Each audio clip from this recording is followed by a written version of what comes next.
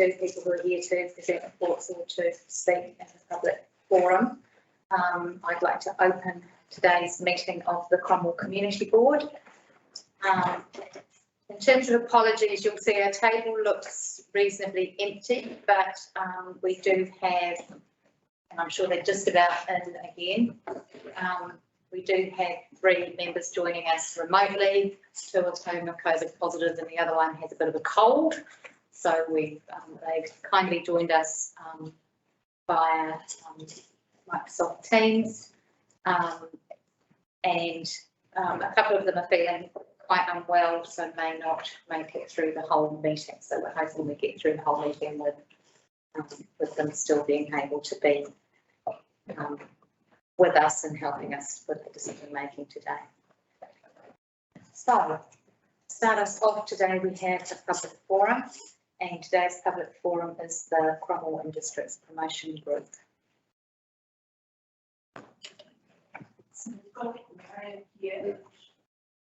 Karen was going to call in, but she's been in. Luna has been in.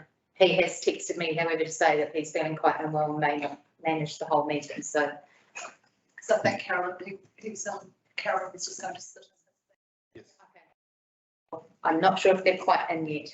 Yeah, they're there. We just need some technical wizardry to happen over here. So, welcome, Marilyn and Carolyn. Sorry, doing a little changeover from Werner. all stuck at home together at the moment. Okay, are you ready? Is it okay if I just do a little introduction to our application? Absolutely, go for it. Okay. Well, for those who don't know me, my name's Carolyn Murray. I am the chair of the Cromwell Districts Promotions Group. So I'm sure most of you know at least a little bit about us, but in case not, we are a really committed group of volunteers. We also have 2 paid roles in our committee, 2 contractors who are pretty much essential to the professional functioning of our group, and the calibre of the events and activities and marketing activities that we achieve. We are typically the main recipient of the promotional funds through the community board, which we are extremely grateful for. Over the last couple of years, funding's been challenging with changes through the board and obviously COVID and lots of changes in the way we do things as well and our priorities. For example, we used to be a bit more community because we had plenty of tourists. Now we're definitely seeing the need to be attracting more people to our region again and putting Cromwell on the map, and specifically Cromwell, you know, not just Central Otago, although we do work in very closely with Tourism Central Otago. This is round 2 for us. We did speak to the board for round 1 in the funding application, and we were granted a lot of money. Thank you very much. We have come back for round 2, and under this application we have applied for what was the shortfall from our original application. So I just wanted to explain why. So the main costs we've applied for in this round are operational and contractor costs. Now these costs, although we're trying to seek grants from other places, and also moving more to corporate sponsorship as well, these are areas which are difficult to get funded. A lot of other grants will like to put their name to an event or a thing, but not so much to employee costs or you know, your operational, not so much the glory items, I guess. So which is why we've come back and we're respectfully requesting the shortfall.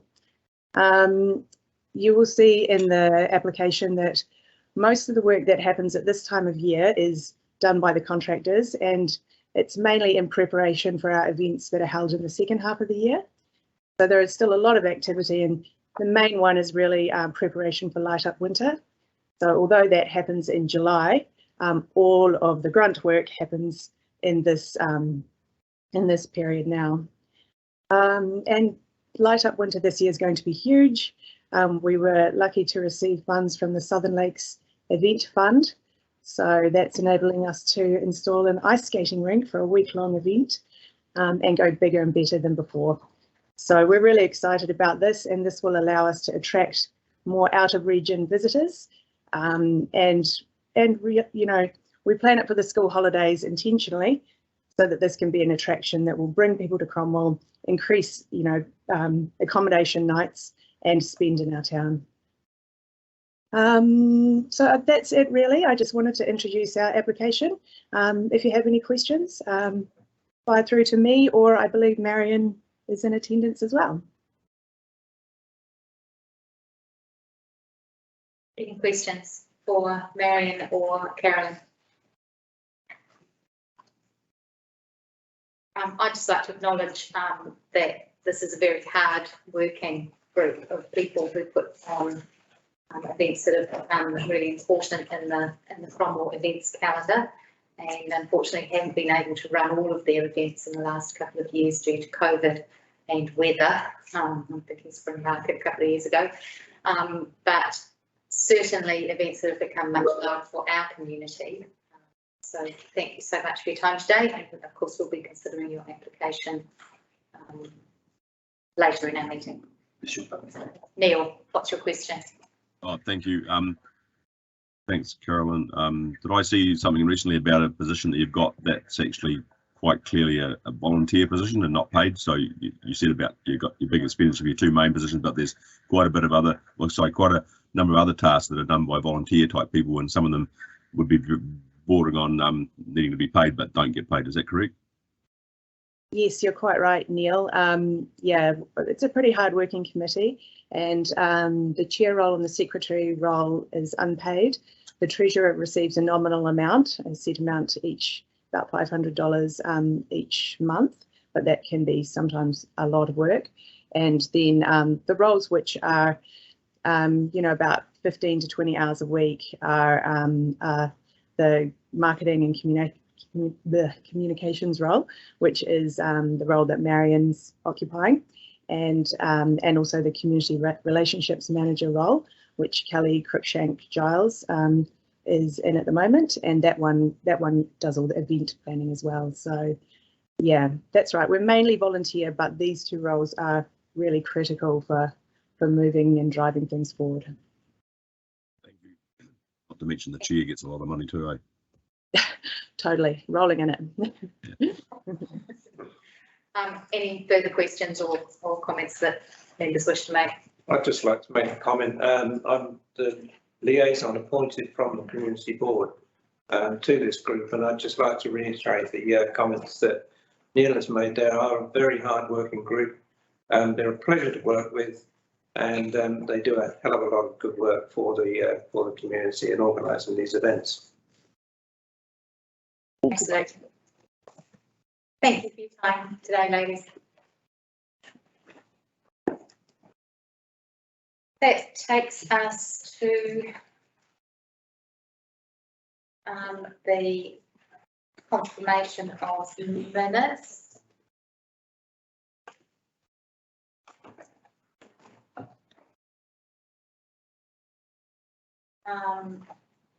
On page 7 of your agenda. Is there anything that anybody wishes to raise from those minutes?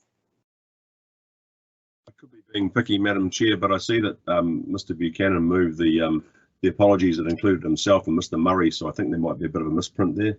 There is, absolutely. I'll go through it. Sorry, and I only seen it when I looked at it then, and I thought, oh, that doesn't quite make sense. I'll go through and make sure. Yeah. Yes, so he joined the meeting slightly late, but in time to put the apologies. No, that's definitely the same. Definitely the same. Okay, so with that change made, do I have a mover and a seconder for our minutes, please? Thanks, Cheryl. Thanks, Bob. Might be a lot of Bob and Cheryl action in this meeting because I can see them. Thank you. Okay, and that takes us to the declarations of interest And just a reminder to members of the need to be vigilant and to stand aside from decision making when a conflict arises between their role as a member and any private or other external interests they may have. And just a reminder also to keep this register updated if anything changes for you in the circumstances.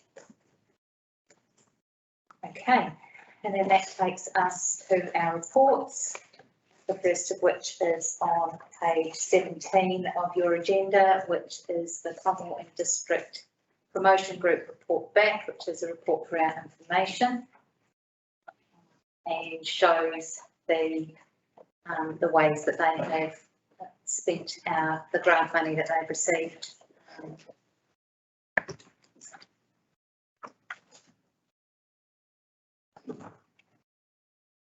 Hello. I'm presenting this report back on behalf of the Cromwell District Promotions Group for 2 grants that they received in 2021. The first one being for Light Up Winter, that was 15,000, and it was approved in April 2021, and the second one in September 2021. Yeah, Sorry, my bad. clarify. The second report back is for their activities in the 2020-21 financial year. Thank you, sorry about that. Yeah, and so the report back provides evidence that the grants were spent as intended. Yeah, so any questions on those? I'll just make comment that Verna has stepped aside from this report and will do the same for the grant application as the partner of the president of the chair of the Cromwell District's Promotion Group. So just to be clear that he's not part of this decision making. Has anyone got any questions around the report back that we've just been presented? No. I think it's pretty clear that that the money that we provide to the Cromwell District Promotion Group is certainly used for the purposes for which they applied, and they make it go an awful long way to provide us with amazing events for our community. So the recommendation on page 17 is that the report be received. Can I have a mover and a seconder, please? Might do it the other way around this time. Might have a Bob and then Cheryl. Right. Aye. Oh, yeah, all in favour? Thank you.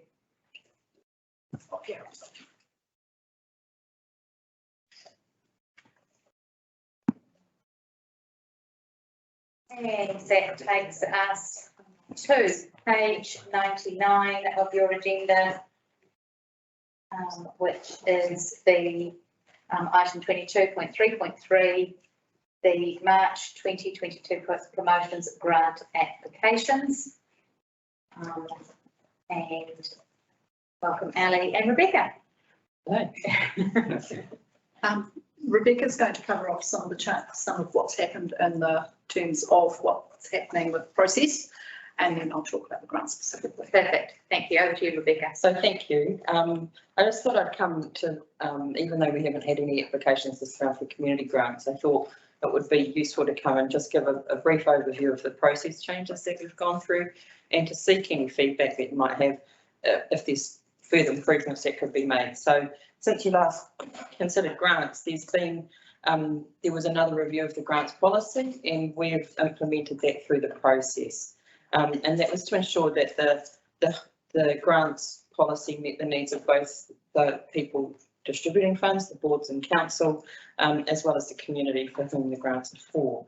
In addition, we've tried to make some improvements in the process to assist the elected members in their decision making, and just as I said, interested in any feedback. So we've done a cover report that gives the summary of the applications that have made, and then provided under separate cover all of the additional information. And so hopefully that process has been a bit clearer than in the past, and more logical in its, sorry, that's not fair.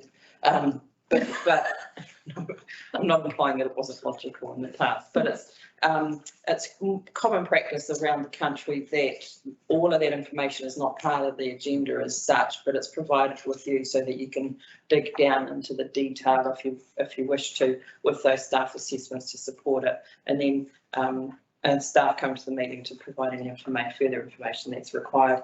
At the beginning of the process, we sat down, both community development and tourism staff sat down to figure out which grant was best fit with which pool. And so that was one of the issues that arose last time, was that there was a bit of that discussion we did right from the get-go this time round, whereas last time it was held up with lockdown and a bit more tricky to do. So we've tried to make that a bit clearer.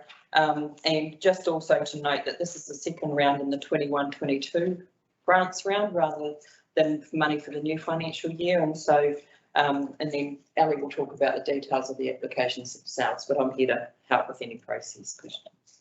So the fact that we've got no community grants applied for at this stage, have we made it clear enough to our community that there is grant money that's available? Because yeah, we didn't have a lot of applications last time either for that particular grant. I'm just wondering where our groups that tell me they want money, where they are in this equation of actually getting to the point where they've got an application in front of us. So that's one of the things on my work plan for the year, is to look at the promotions of grants and how we can get that message out there clearer, and also to ensure that the money we say we have is money that we have. Yes. Yeah. And so that's another of my, right at the top of my to-do list, to check those Cromwell figures to make sure that they're exactly as they should be.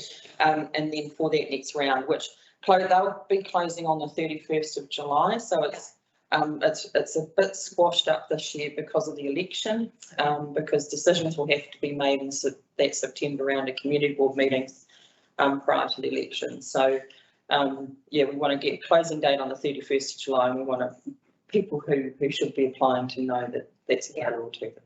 Cool, thank you. Right, Now down to the specifics. So what you've got in front of you are two applications to the funding round. One from the Cromwell District's Community Arts Council for funding towards a chamber music series. And it's been a while since this group has been before the board seeking funding. So they generally, when you look at what they do with a very small amount of money, they run a nice round of opportunities for people to enjoy performing arts, I suppose you would call it, some nice music events. And then you also have, as Carolyn talked to previously, an application from the promotions group for some additional funding within this current financial year for projects through until June. We had also lodged an application for their activities in the next financial year. However, we needed to secure some additional information from them before we could present that to you. So I'll bring that back to the board in June. Just clarifying that the group has received in this current year 64,270 in the funding round in October, as well as the $15,000 which was approved for their Winter Stabber event through the hardship grant process. What the original intention of the October round was to that was funding through to the end of financial year. However, the group has highlighted that they do need the funding that wasn't approved through that process to get them through their staff. There had been other applications and the board didn't have funding. I would probably have recommended a lesser amount than what I have. However, the board has funds available and can fund both applications in full if they see fit. Wayne has also got a spreadsheet if we need it to monitor what you're spending. question, Neil? Thank you. I'm just a bit confused. Excuse me. In the one part of the report, it says the amount recommended is 0, but in the actual recommendation within it, it says the full amount's recommended, and I'm just a bit confused as to which way the intention was to go. Here in the report are we going? Hang on, I'll get the page. Hang on, here it is. On page, page 4 of the special part of the agenda, which must be page something, page 4. And the amount recommended, it's got 0, but then you go to page 5, excuse me, and halfway down it says amount recommended and it's 21,373. So I just wanted to check which way you were going. That should have a 21,373 in it. Sorry, Neil. So we are recommending 21,373. Yeah. Cool, thank you. That's right. By No, that's all right. No, just I thought, oh, which way are you going to go? I wasn't sure, so I just want to make sure I got it right. Thank you. On the actual agenda, it does have that amount there as the recommended, doesn't it? Yeah. Yeah. Anyone else with any questions around this? Oh, the only thing, can I add, I meant to say it earlier, but I think the fact that we haven't had any other applications says that these two organisations and the usual hopefuls are well aware of how the process works. I'm heartened to hear Rebecca say they're going to look at ways to make sure that maybe others that could be applying get to hear about it all. I just have a funny feeling that there's not much else that's been identified as that may well fit the criteria, and that in itself could be an issue, but we'll work that through. But I don't think it's necessarily bad that we're not getting applications. Just shows that we've probably got a good policy in place and people know what they can do and what they want to have done in the community. I think that's the case for the promotions grants applications. It's the community grant, which is a bit different, that we hadn't really done before.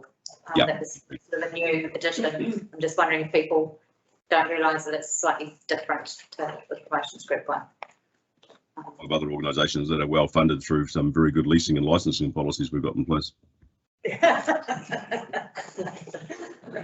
I will note that one of the challenges we'll have going forward is to get groups such as the promotions group into a cycle that's going to fit with long-term plans. We're not pre-allocating funding. So they're not applying for funding retrospectively. Yeah, we've got a bit of a mismatch with their annual planning at the moment, haven't we? Yeah. Okay, so does that take us, are we happy to go back to the recommendations, or is there any further questions or comments that people would like to make? I don't think we're in a situation where we need to go through line by line like we have in the past. I think we can get to this reasonably quickly. So the recommendations are that the Cromwell Community Board A receives the report and accepts the level of significance, and B decides the grants to be allocated to the applicants of the promotions grants, and that we have decided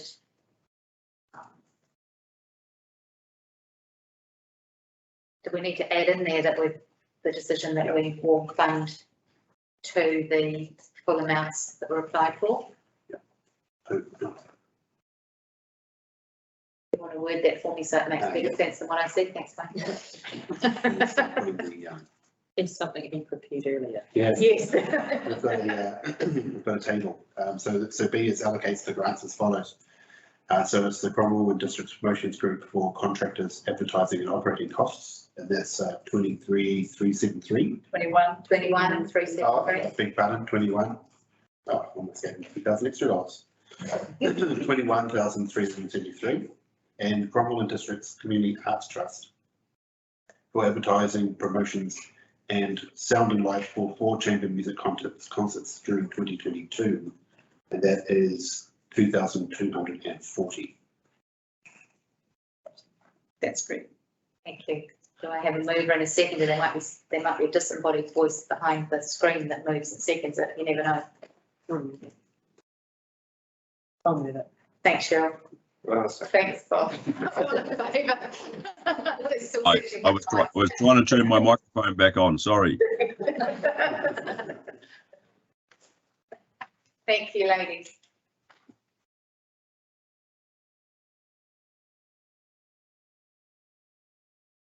So that takes us to item 22.3.4 on page 103 of the agenda, which is the approval of the draft Bannockburn Domain Reserves Management Plan 2022.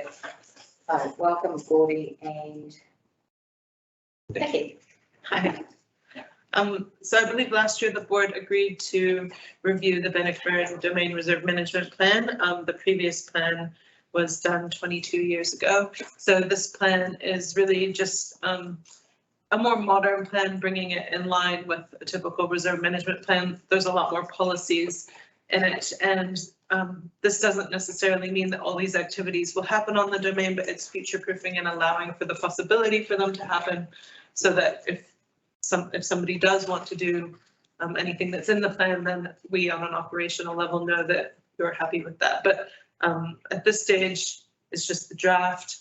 Then we'll go out to the community for 2 months to get feedback and also do an in-person engagement session, and then come back to you all with those submissions. So are there questions and comments around the plan? I know, Bob, you had noted something that you thought maybe was needing some clarification. Yeah, just I think an incorrect wording actually in the plan. We'll try and find where it is, but it's 166. 166, is it? Yeah.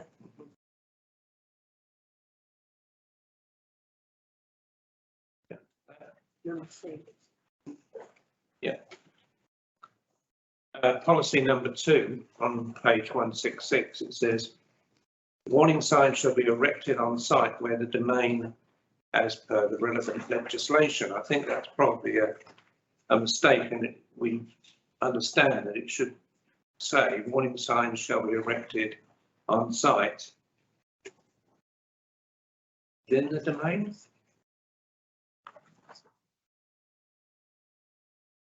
Would that be correct? Just finding a place. Which Under which policy? which number? Hazardous substances, Yeah, fine. Hazardous substances. 5.10. Oh, yeah. And policy number 2, that sentence just doesn't make sense as it's written.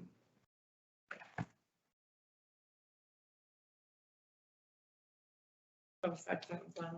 5.1, no. Yeah, 5.10. Oh, okay. Okay, I'll have a look at hazardous substances. Yeah, it's just that the warning sign shall be erected on site where the domain. I wonder if it should be where required in the domain. Yeah, Yeah, yeah, we'll have been there. yeah, it was typo spotting, so well done, Bob. I think it generally just needs another proofread as well, because there are 1 or 2 spelling mistakes in it as well.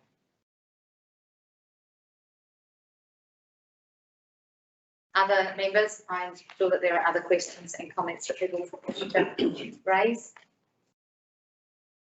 Chair, I would hope that when this goes out for community consultation, it might be useful to highlight the question of what the community view is on the domain that sits within the camping ground, because I suspect, but I don't know, that that the use of that domain as a public space for events or just going and kicking a ball around or whatever is severely inhibited by it being within the confines of a camping ground, and wonder whether in fact it actually does act as a domain in any public sense at all.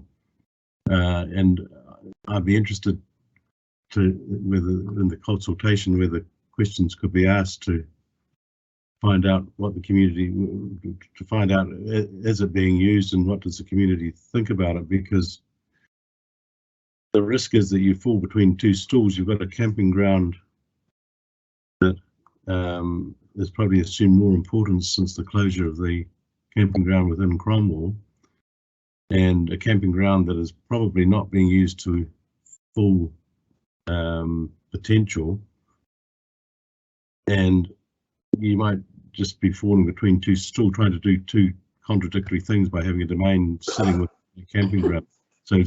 So I think some good properly framed questions and consultation around that issue would be useful when you go out to the public.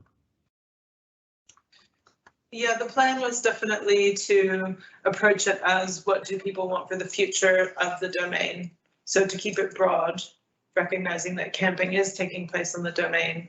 And we have engaged with the users of the domain as sort of a pre-engagement to this draft. So the Recreation Reserve Committee and the Bowling Club, and we've received feedback from them, which has informed this plan. But for the wider community, the intention was to frame it more generally and see what kind of feedback we get. It opens it up for those conversations. So how wide is the consultation then? Is it It will be about embedded. the whole, just then? Well, I mean, the submissions will be open to anyone, Yeah. but the plan was to do a drop-in in Bannockburn. Yeah. I would like, specific questions around having the domain sitting within the camping ground and how much of that limits its utility. I'd also be interested in knowing what the usage is for the tennis courts. Okay. And Neil, you had a question. I just read a follow up on what Nigel's saying. I think I was a bit heartened by, I think I heard right, was that the intention was to sort of have some targeted consultation, and I'm thinking that that should not just be limited to the bowling club and the camping ground side of things. Is I'm almost thinking it's sort of one of those things that probably in the local community hall might just be a bit of a drop-in type centre to hear from people firsthand, because for all intents and purposes, you look at the domain, it looks like a big camping ground, but I don't think they use it all for camping all the time, and there's quite an area left available. If there's not, there should be, but certainly somehow we've got to change people's perception, the fact that it's not just a camping ground and a bowling club and a tennis courts. It's actually, if you want to go and have a friendly game of footy, you can go out there on a weekend and just kick a ball around type thing and expect it to be available to you. So I just think that, I think I've heard it right from Nikki, is that the intention is to try and sort of get people to contribute, because it's too easy for the community not to bother and then they'll grizzle about it afterwards. So I think that's quite a good idea, a good way to approach it. Yeah, that's right, Neil. I'm really keen to get more people involved, not just the current users.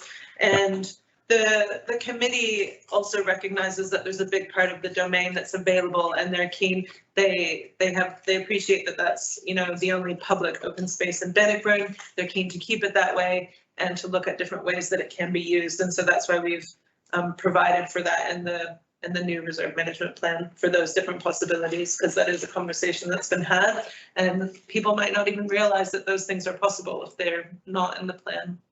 Yeah, cool. That's really good, because otherwise it's a bit like some of the lakeshore areas where people will actually mow the grass in front of their properties and make it look like it's private land by not having a fence. So that's what this could look like. It can look like a camping ground, so it'll put people off. But if it's made a bit more inviting and able to be seen, that it's there, like just put some goalposts on it or something like that, just to make sure it's quite clear that it can be used. But no, you're on the right path. Thank you. Thank you. Anyone Oh, else? sorry. One other thing. Yes, of course there is. Go Neil. The funding's in our long-term plan budgets, and I'm not sure if it's in an operational budget. If it is, I think we could save ourselves some money. I think we should fund this thing from our reserves contribution account as a capital cost. This plan is a capital item in my view, and we should fund its cost out of the reserves contribution account rather than ratepayer budget funds. But I'm sure you're already over that like a rash. Yeah, it's already as a capital item. Excellent, well done.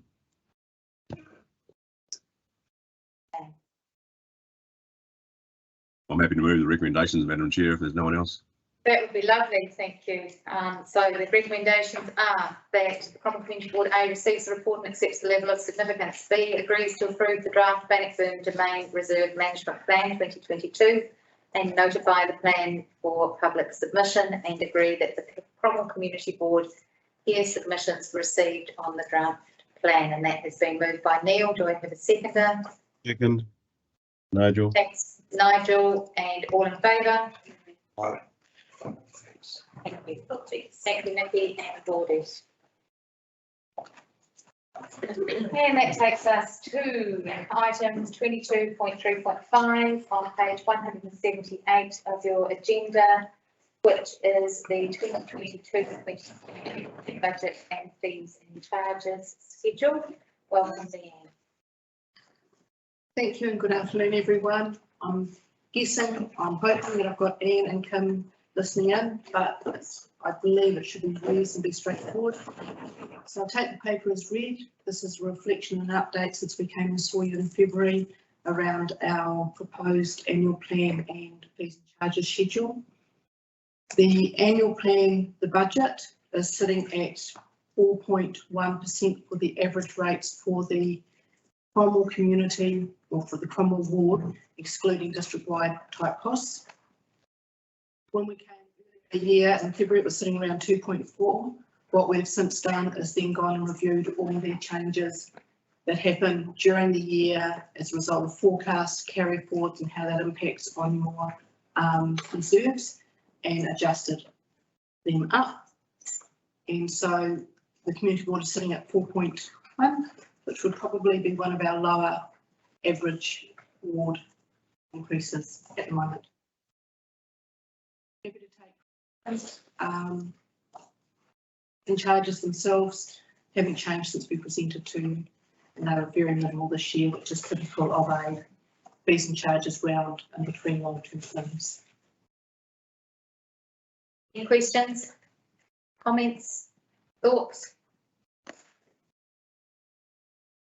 Aye. Fine, you haven't got a question, is that what you're saying? Okay, so that takes us back to page 178. To the recommendations. And sorry, the recommendations are that A, Cromwell Commnity Board receives the report, accepts level of significance. B, agrees to accept the final Cromwell Ward 2022-23 annual plan budgets and recommends council for inclusion in the 2022-23 annual plan. Agrees to accept the Cromwell Ward 2022-23 fees and charges schedule and recommend to council for inclusion in the 2022-23 annual plan. Can I have a mover and a seconder, please? Looking at each other. Bob, thank you, and Cheryl, all in favour? Thank you.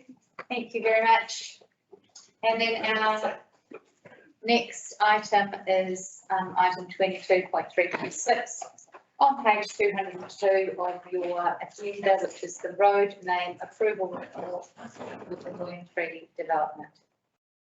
Through the chair, I will, I've got a conflict of interest of. So. Thank you, Cheryl. Just make sure that, so Cheryl has stepped aside from the discussion. Just waiting on Faye to come in and present our report. Yeah, well, I can see it.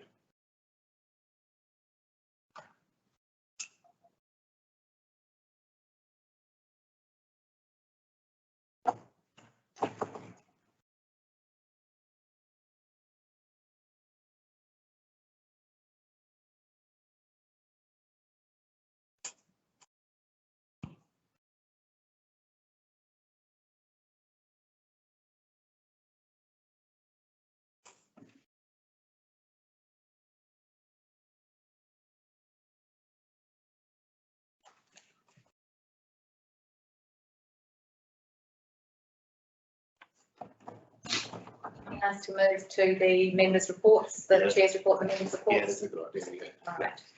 Super.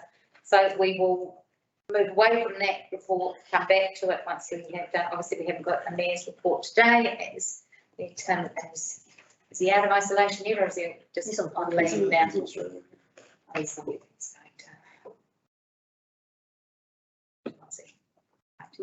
move to my report. So I feel like it's still been a bit of that time when there haven't been a lot of public gatherings that I have attended. I did do a radio interview on the day after our last meeting with Shane from Radio Central to discuss the things that came up in our meeting. I continued with my fortnightly column for the Cromwell and Districts News, and I attended the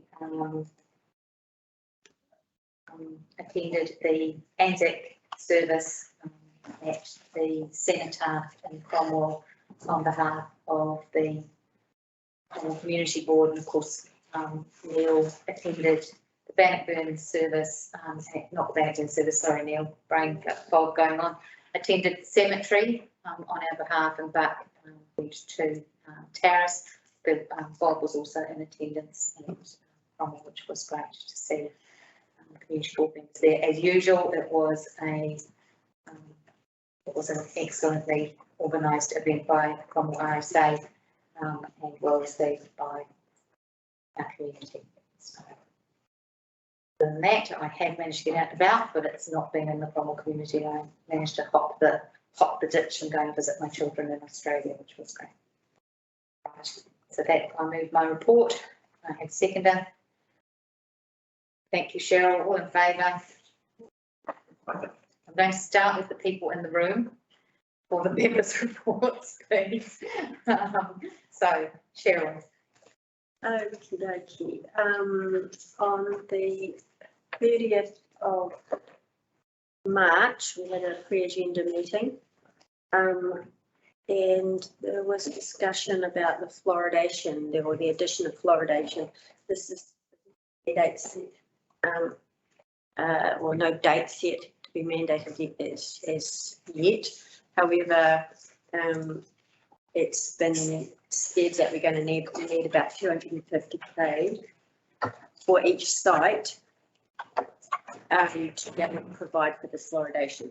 It was also discussed whether we should perhaps look at that for the Dunstan water scheme now, providing the ability to do it, not necessarily do it. When we were talking about the solid waste, I had forgotten and had thought we were already underway in transferring the solid waste to parklands. However, that's not going to start till 2023, so that was something I'd forgotten. We had a project, the same day, later in the day, a project governance meeting. On the 11th of the 4th was the workshop with JazzMax.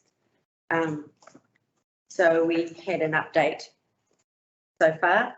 I thought this was quite beneficial. Well, part of what I thought was beneficial was seeing the actual minutes from the other strategic meetings, because at this stage, by that stage, we hadn't, I certainly had no idea where they sat on this. So it was really good to see what their opinions and what their expectation was for this space.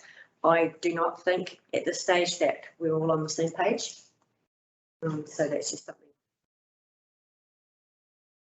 The 1st of the 4th, I attended the historic precinct meeting.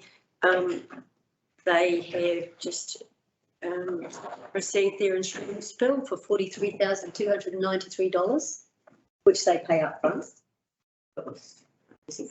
There's a chap down there that has hires out bikes, and just as an offside, I'm not sure whether he needs a hawker's license or something. Is that? I don't know if he does he? There's a chap that hires bikes down there. He's just on the side of the road. I mean, what they're going to do is go and have a wee chat to him and see if they can make some kind of formal arrangement. He does direct people, so he's quite an asset to them, but he was just there. So it's in the historical sector. Yeah, it's just opposite the Victoria. Yep. Yeah. So, I mean, I think it's a great idea. There's an asset for that. We don't administer the land at all. It's done under the Cromwell. Yeah, so would they, so I mean, they're going to have a chat to him, but I mean, I didn't know who provides a hawker's license. So if there is trading in a public place, he would need a trading in public places license. Right. And there are specific areas where that can be undertaken. I'm not aware of whether there is one or not, but I can follow up and find out. Yeah, we're just interested for them to know. So I can find out. So I can make them. Quite quiet. Yeah, it's just, it's actually just on the opposite the Victoria, so it's on the road, but that I think is still officially their area, is it? Yeah, I think so. I think probably that is. Yeah. So yeah, so if, I mean, if it's public land, which the land, the public spaces in Old Cromwell are, then it does need a trading in public places licence. If it's on private land, then that's different. It's subject to the zoning. Okay, just yeah, we'll follow up. give us a heads up for that one. So that was yeah, so they're going to have a chat to him anyway, and we'll find out. They've got Matt Galloway, Galloway, and he has contacted them about doing an exhibition from November to December for about 7 weeks down at the old precinct. It's really he sent examples of what his work is like. It's quite unique and quite quirky, and they're very positive about it. So it's going to, I think that will go ahead and it will be a real asset to Cromwell. And they've set the AGM for the 16th of June. On the 26th of the 4th, I went to the Cromwell Community House. Well, I didn't actually, I had COVID, so I just zoomed in. So they still don't have a treasurer. They've got a new trust, well, possibly have a new trust member. They still haven't at that stage, hadn't accessed the room that had been damaged by fire. So they're still not 100% sure if they can use the furniture or not. They've just got their contents now, better late than never. And they've received funding from the Lottery Board and MSD. They had a barbecue for the tenants of the council flats, which proved to be very successful, and that was in collaboration with Cromwell. And their COVID food response has been working really well, so they're pretty happy. They've been advertising in the local papers. This is to raise their profile so that the community are more aware of the services that are available to them. On the 27th of the 4th, we had a council meeting. There was four speakers in the public forum. Rachel Wesley from Okaha, Maxine Williams from Wollon, and it was unfortunate that she announced that they were not now going to hold a 2022 Wollon going to regroup with their committee and basically start again and have a look for 2023. So that was unfortunate. Michael Singleton and, yeah, I'm not sure if I've got his name right, Shane Bolitich, something like that. Is that right? Yeah. So they came and gave us an update on the Terrace Airport. So that was quite interesting. And then we had Joe Claflin, I think that's how you pronounce her name.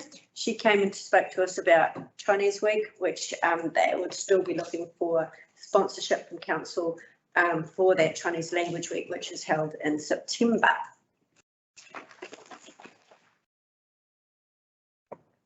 So, where is Neil when I need him?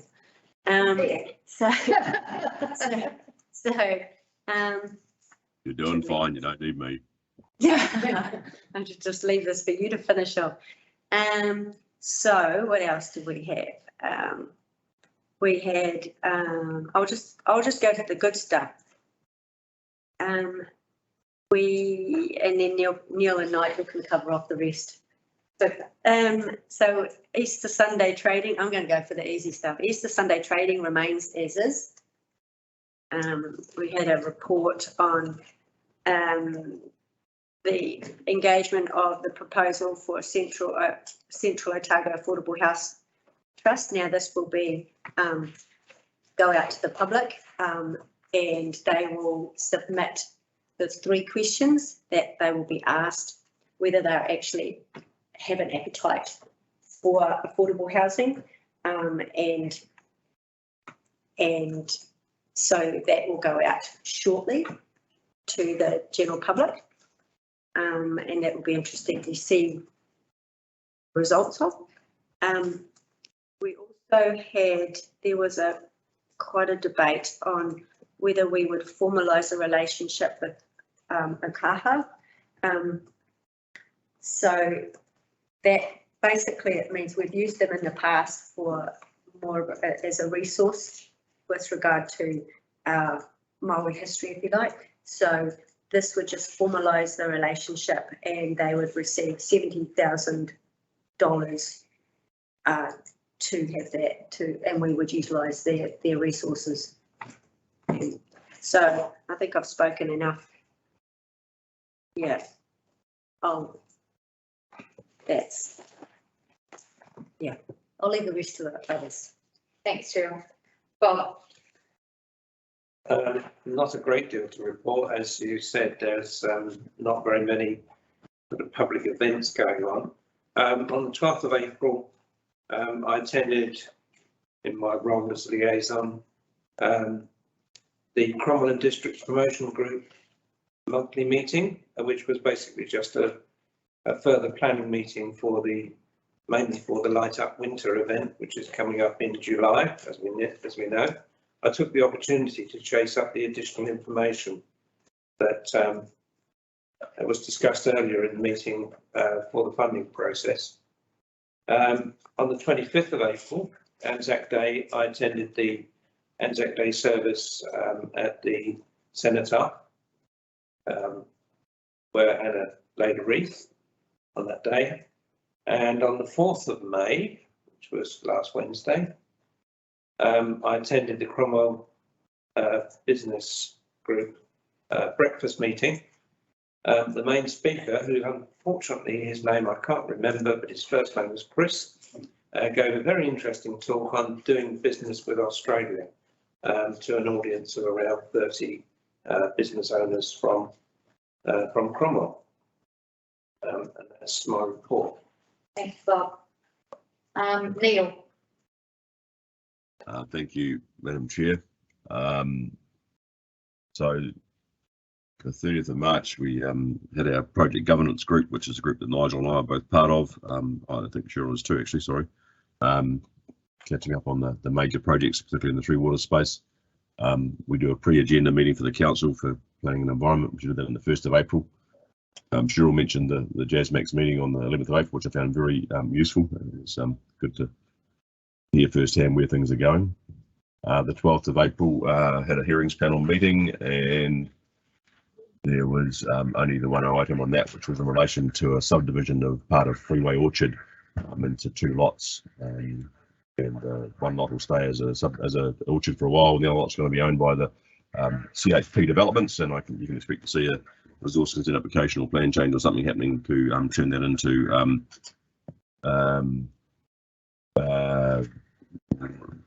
residential land if the subdivision was approved, which I can't tell you whether it was or wasn't at this stage because I don't know if the decision's out, so park that there. The 22nd of April, which is the Friday before Anzac Day, was Poppy Day.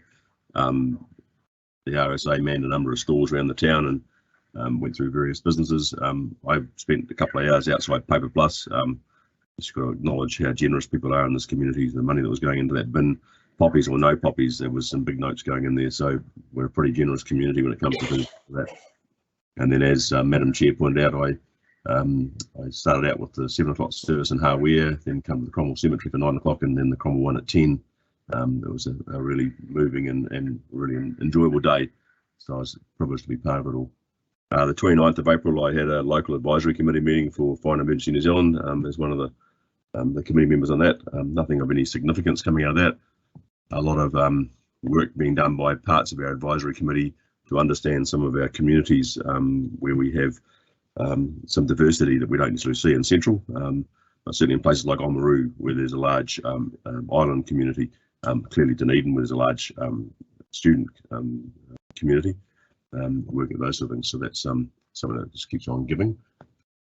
And coming up this Saturday at, he says about 11:30, I think it is the interment of the remains of the gold miner that was found during the construction works associated with the Clyde Dam and the Cromwell Gorge some many years ago, almost 40 years ago now, if it wasn't 40 years ago. His remains have been sitting in the museum in Dunedin for quite some time, and finally we're going to be able to lay him to rest.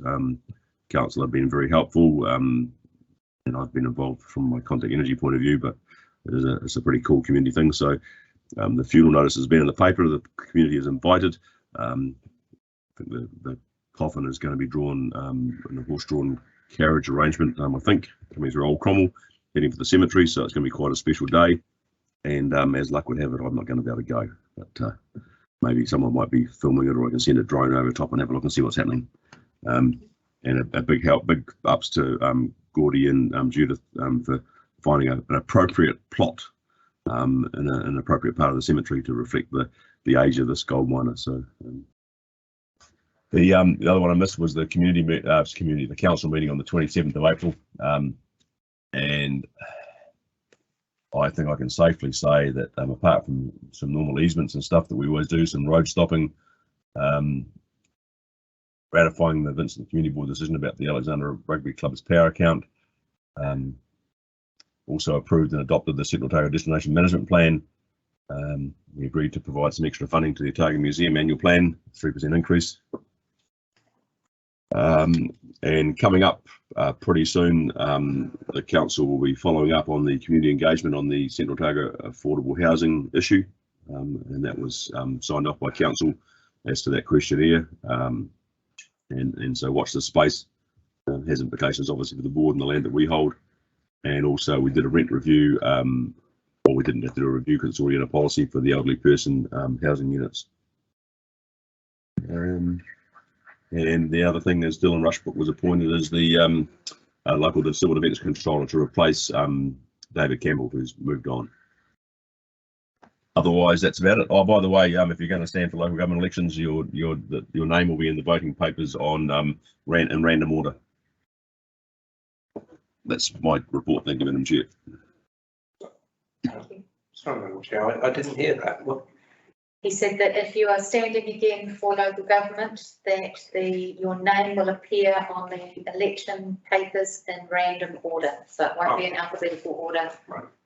Thank you. So those of us called Anna will not be first. which is the same as what it's been for the last couple of elections, if not 3 or 4, I don't know. I'm sure it's last names anyway. Thank you, Neil, and on to Nigel. Thank you, Chair, and thank you to Cheryl and Neil for doing my report for me. No, there is more. The just going back to the council meeting on the 27th of April, I'd reiterate what was the Christchurch Airport people gave a presentation, which I thought was impressive, and what I took away from that, it's one of an ongoing communication they have with council, is these guys are serious, and they're building their case brick by brick.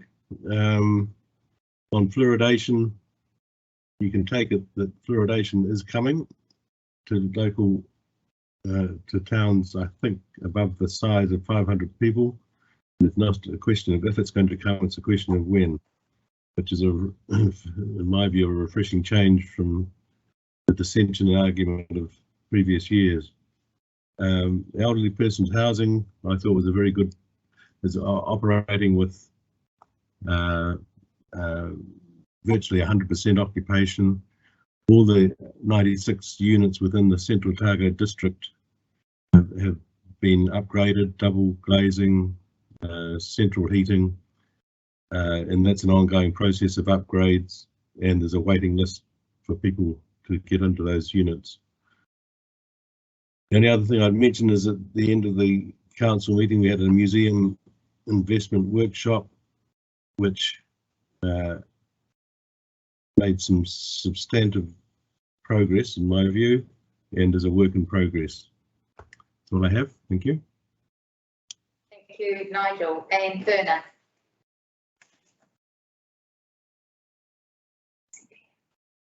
Yeah.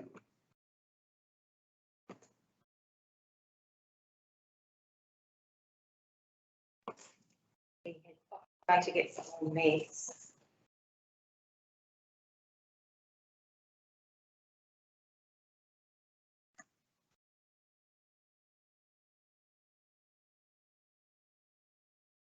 Give him another couple of seconds to see if he can.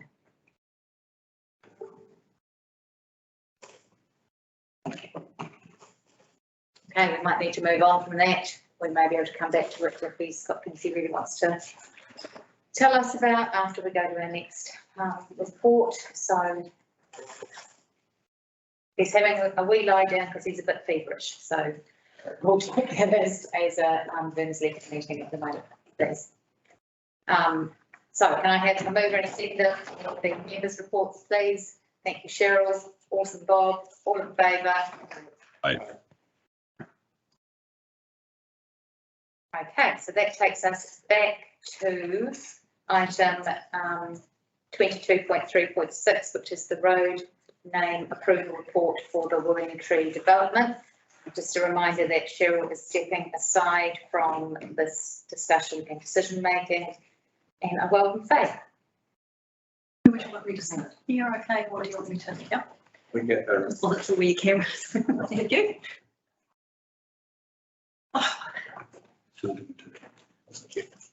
Sorry, and that is on page 202. Good afternoon, everybody. So we're just looking at road name approval for the second stage of the Willing Tree development. You will recall that we have already named 3 names in this development, and you'll see that there's extensions on the map that you will have noticed.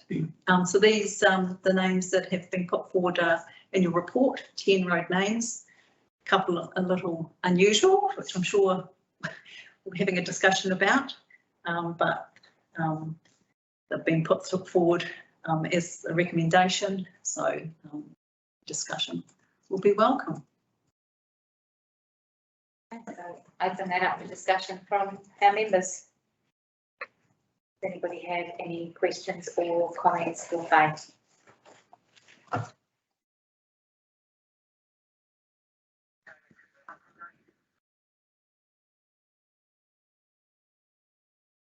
Neil would like to speak. It didn't need to be first, but I will go if no one else wants to. Hey, I think Faye's in a bit of an awkward position here with these names that she's been given, because quite frankly, those names are, in my view, a bit like how I feel at the moment, and on that basis, totally inappropriate. There's better ones out there. I noticed there's a couple of alternatives, and they're no more appropriate than the other ones.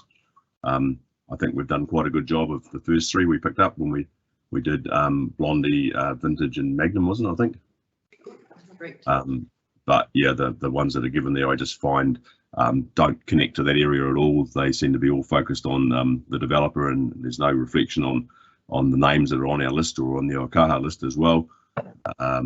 So I would like to think that this could be sent back to the developer and say, listen, you know, find some names that actually have some direct meaning and connection to this part of the district and its heritage, and the names that are on our list, or at least provide some better logic or reasoning as to why you want these names, because without that I can't support any of them. So I'd be quite happy to leave the report on the table and give that feedback back to the developer and see what they come up with. Thank you, Neil. Anybody else? Nigel, I'd support Neil's comments in their entirety. And I'd say I totally agree as well.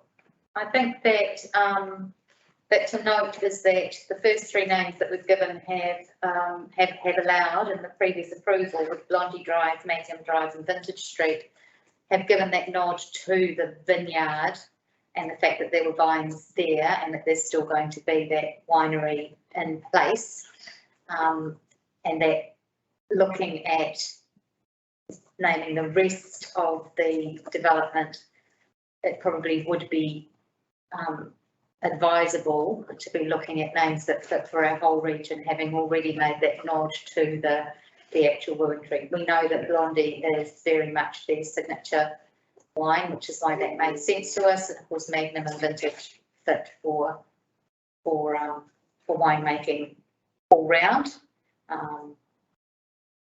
But that it would be very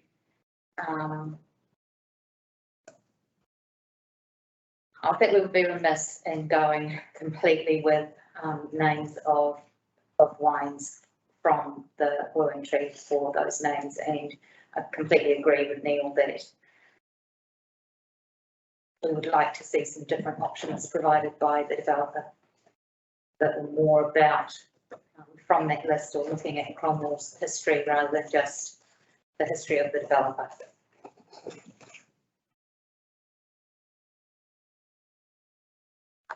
And what I add, Madam Chair, was my logic was that it would be very easy for us as a board to go through and pick the names on the fly during this meeting, in no regard to the developer at all. That's probably just a little bit uncharitable, tempting as it might be. I think this is the best opportunity to let them go back and just rethink what they're going, or convince us why the view that we're currently taking is not appropriate. I think that's a good point, Neil, that maybe that the background stories that help us to understand why these names have been put forward, because we often do have developers that say, okay, well, I'm really keen on this name, or this fits because I'm trying to tell a story here about this. And that's missing from this. We've just got the names there. And I agree with you, we could sit there and troll through a list of names and choose some, but you're right, I think that is quite an uncharitable thing to do, and it would be better for the developer to have a reconsider and to look at that list and see if there are some names there that would resonate with our community. So that takes us back to our recommendations, which are on page 202. And the first of those, A, is that we receive the report and accept the level of significance.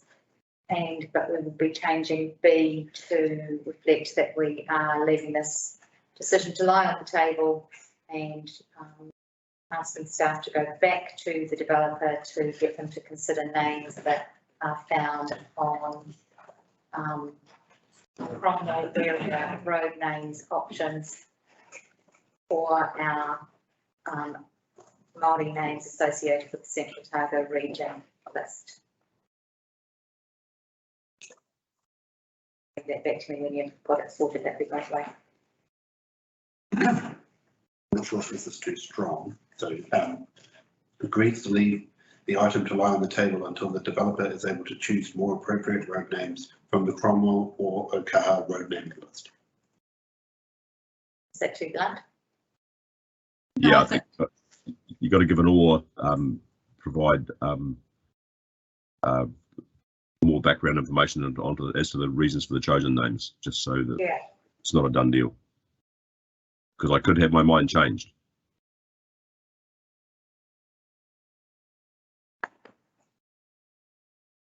So, can you read to me again?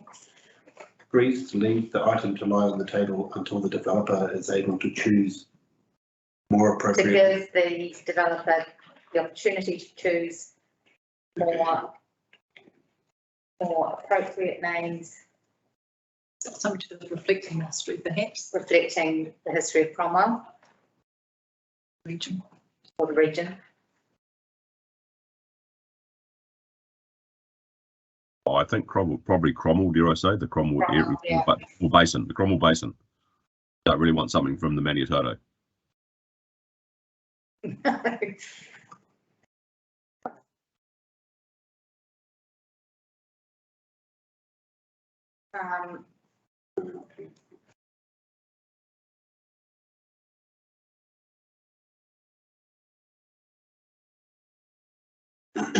From the Community Board list of approved road names or the Okaha list of approved Māori road names.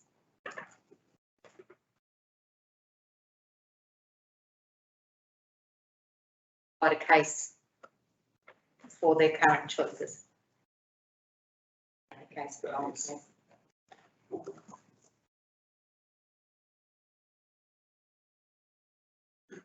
Wrong mouse. Agrees to leave the item to lie on the table to give the developer the ability to choose more appropriate road names from the Cromwell area, from the Cromwell or Okaha list of road names, or to provide a case for the current choices. People feeling about that? Like to change one word where you said ability to change that to opportunity, and then I'll move it. Opportunity, okay. Okay, opportunity. Yeah, I agree. Can you read that for us one more time so that Neil is sure he wants to move it? Yep. Agrees to leave the item to lie on the table to give the developer the opportunity to choose more appropriate road names from the Cromwell area, from the Cromwell or Okaha list of road names, or to provide a case for the current choices. Yep, that'll work for me. Thank you, Neil. Is there a seconder? Thank you, Bob. All in favour? I think you probably thought that might go that way. Okay, So that takes us to our status reports. So on page 217, we have the governor's report, item 22.3.10. Is there anything that people want to raise from those status reports?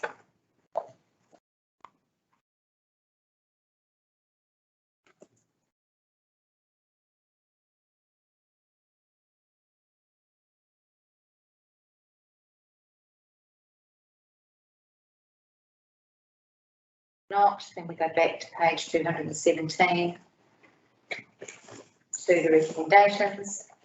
And the recommendation is that the report be received. Do I have a mover and a seconder? Thank you, Cheryl. Thank you, Bob. Looking to the screen. Thank you. So the date of our next scheduled meeting is 21st of June 2022. And that moves us to our resolution to exclude the public on page 239. So the recommendation is that the public be excluded from the following parts of the proceedings of this meeting. Confidential minutes of the ordinary board meeting and governance report to consider. Do I have a mover and a seconder, please? Thank you to my two favourite movers. You can put them to whatever order you choose. Everybody okay? Do you need a 5-minute comfort break? I just want to box on.